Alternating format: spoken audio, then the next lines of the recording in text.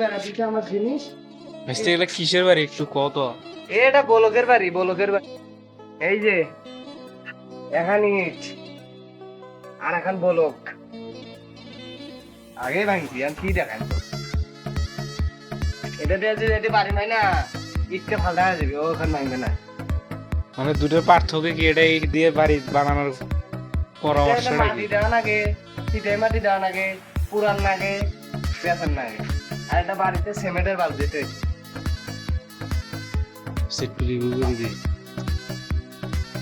তো সম্মানিত দর্শকরা, আপনারা দেখতে পাচ্ছেন নিচে পুরোটাই ইট দিয়ে গাঁথা।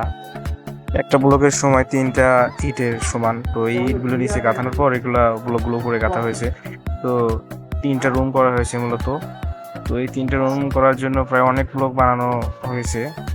তো দেখা যাক, ভালোই কাঠামো তৈরি করছেন মিস্ত্রিরা।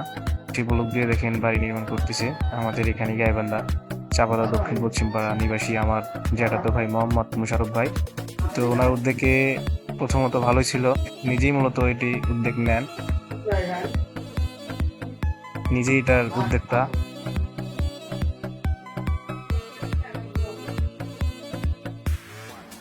তো দেখা যাক এই অবশেষে ব্লকগুলো কোথায় রাখা হয়েছে। তো দর্শক, এই ব্লকগুলো দিয়ে বানানো হয়েছে এই বাড়িটা। সবাই শেয়ার ও লাইক সাবস্ক্রাইব করে পাশেই থাকবেন এবং সাথে বেল আইকন বাটনটি অল করে রাখুন।